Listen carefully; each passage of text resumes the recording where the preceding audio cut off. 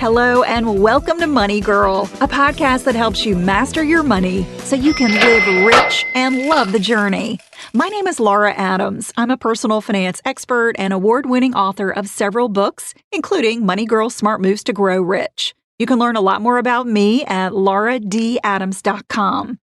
I'm really excited about today's show. I've got a great interview for you with Kim Palmer. She's a fellow personal finance writer and author.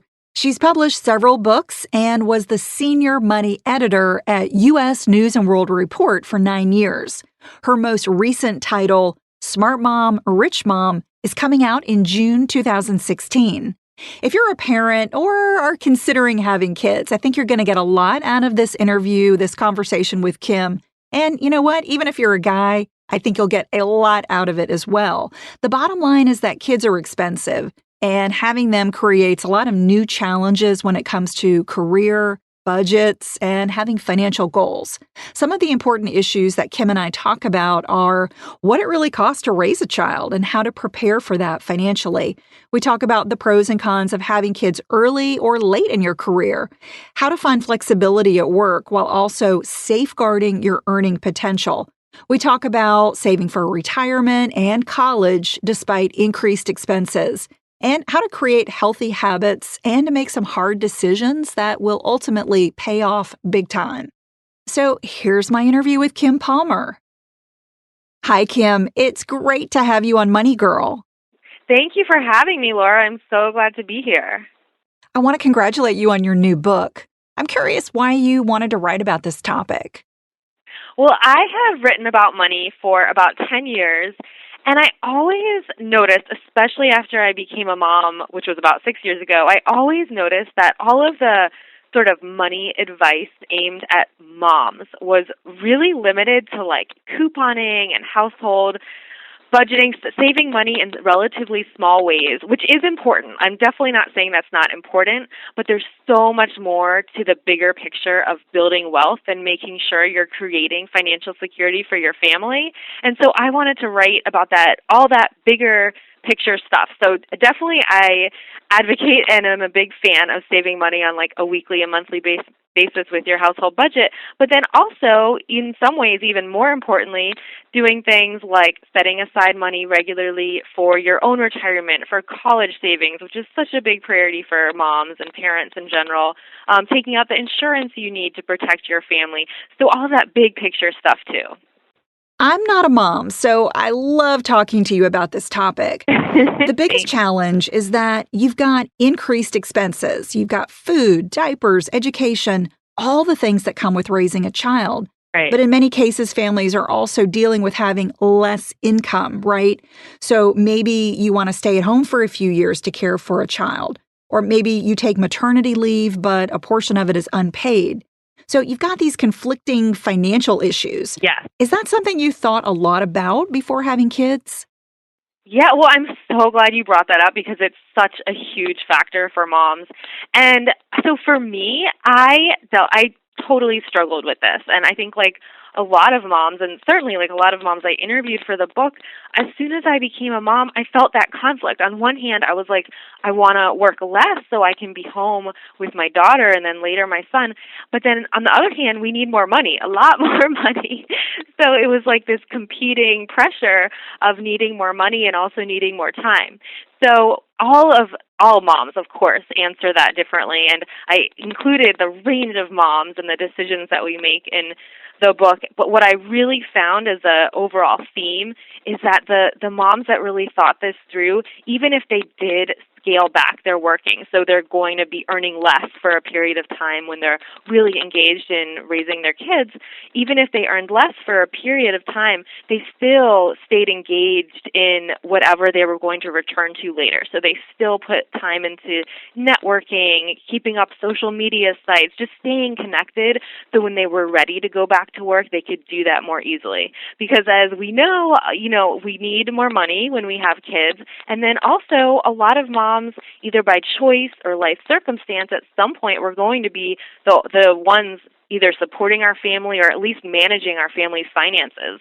I love the figure Fidelity always throws out that at some point in our lives, 90% of women will be solely in charge of managing our finances. And, part of that is just because we live longer. If we do have partners, male partners, we live longer. So it's so important for women to be in charge of their finances, and that includes earning. What strategies do you recommend to have more flexibility so you can balance kids and career more effectively? Yeah, this is something, I think about this every day because I'm like a lot of moms living it every day. I have a full-time job. I have 2 young kids.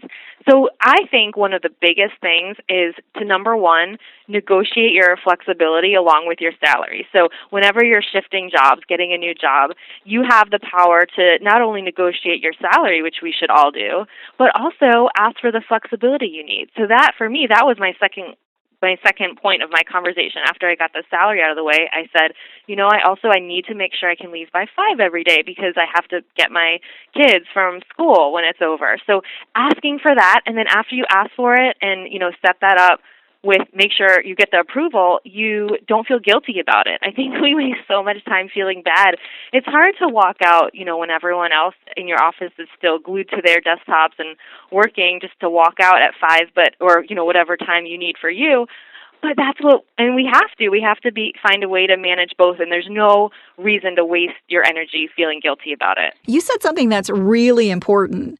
Negotiating with an employer at the beginning of the relationship. Yes. I think a lot of people squander that opportunity because they don't realize how much leverage they have at the beginning before you start working for an employer. You actually have less leverage after you start working for them. A lot of people may say, well, we'll reevaluate you after 90 days or 6 months and increase salary based on performance. In a lot of cases, that may not pan out, not because the employer doesn't value you, but the organizational structure could change. Something within the organization with budgets could change. So it's super important that you are really happy with the child care arrangement and your salary before you start working for an employer. Yes, I totally agree. Kim, do you have any thoughts about the pros and cons of having kids earlier in your career versus later? This is such an interesting question because while in general the research shows that, especially among professional women, the longer we wait, the more money we'll earn. That is a pretty clear correlation, but there are some big exceptions to that. And in fact, some of the women that I interviewed that are in training-heavy fields. So, for example, if you're in a field that requires going to graduate school, so you're in school well into your 20s, almost 30 even, then you could actually benefit from having kids earlier while you're still in school and having those young kids before you're actually in the super high demanding years of managing people or traveling a lot for work.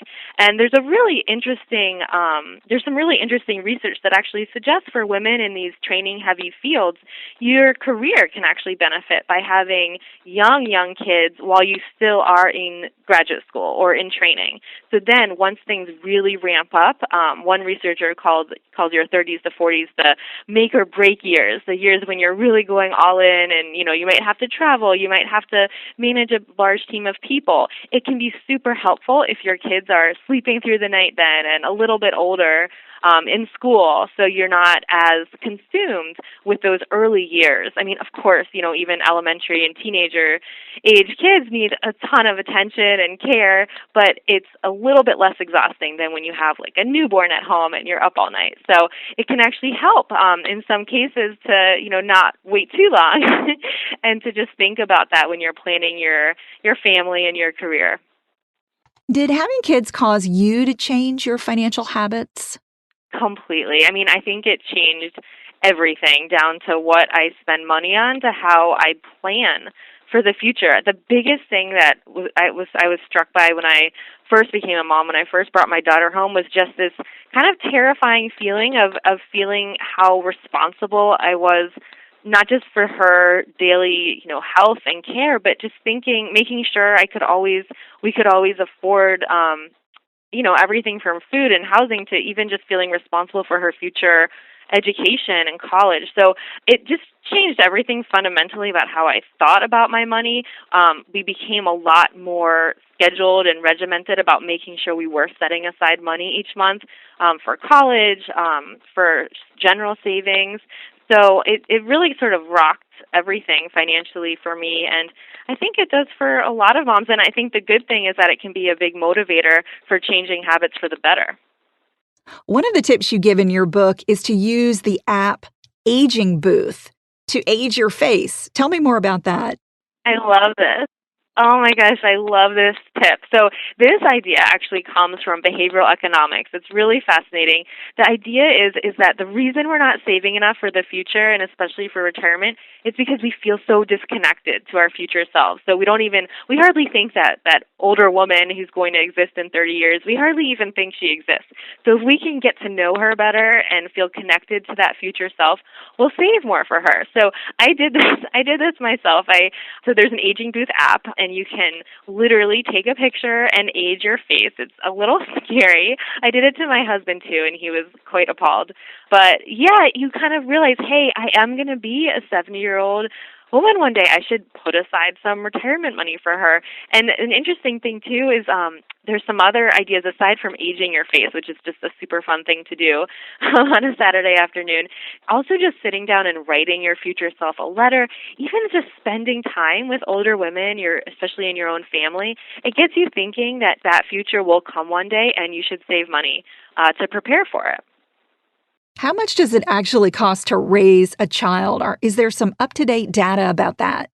There is. There's a figure that is widely accepted or widely cited from the Agriculture Department, which puts out a new calculation every other year.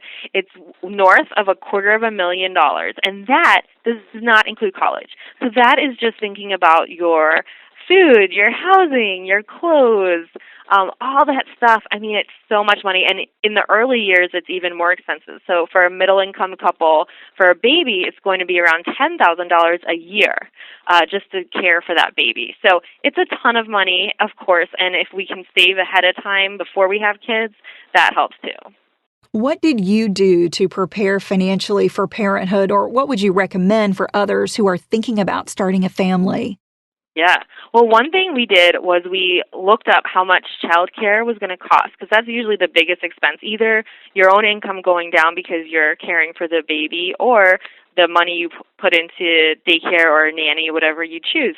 So we checked how much that was going to cost. It was shocking to us, and we started saving for that ahead of time. So before we even had our daughter, we, just tried to live more frugally so we could put those savings aside so we could afford it when it was time to first. I took an extended maternity leave, so I had to, fund that, and then because I gave up my income for a few months, and then also. Then once I returned to work, putting aside money to pay for those really high daycare expenses. We're in the D.C. area, so I think it's something like an average of $20,000 a year just for daycare. So you have to definitely think about that and plan for that ahead of time. So we did that. We planned for that, and it was still shocking to see our income go down so much, all those expenses flowing out, but at least we were prepared, so it was a shock we could handle. Kim, what are a few of your best tips to help listeners build wealth and think about investing while raising a family? Yeah, I think the number one thing is to fully embrace. This is your job. This is part of your job as a mom. So you should set aside time once a month at least to really dig into these planning issues, because it's so easy to kind of say, oh, I'll do that, next month, or I'll start my college savings account next year. So just put on your calendar, this Saturday you're going to sit down and just go through everything, check your mortgage payments, check your retirement savings, where are you, where do you want to be, and putting some time into that planning can be a life changer, because it means that you're going to just start taking those small steps today that sets you on a better path for your family. You'll start automating those savings, managing those investments, because those little steps we take today will have a huge impact on where we are in 10 years, 20 years. So that's number one. And then just in terms of thinking about all those priorities that you just mentioned, they're all competing with each other. Do we save for retirement? Do we save for college? How in the world do we do both? So I think just, number one, it should be your retirement, because you have to make sure you are financially secure. I mean, you're like the life raft of your family. You have to be secure and stable. You certainly don't want to be dependent on your children one day when you are in retirement. So making sure you're saving for your retirement is number one. And then after you take care of that and get on a good track with that, that's when you can start thinking about college savings. Consider opening up a 529 account so you get the tax advantages too. I personally like sitting down and just making a list of all these priorities. Just getting it down there can help you just be mindful of how you are going to prioritize and make sure that they happen. So that would be my advice. I totally agree that investing for retirement has got to come before saving for college. And that's difficult for many parents to hear because it may sound a little cold. But if you can secure your own finances first, you're going to be in a stronger position to help out your kids in the future. So you might set the expectation that you'll pay for a portion of college, but not 100%. Right. Every family's financial situation is going to be different in terms of what they can afford.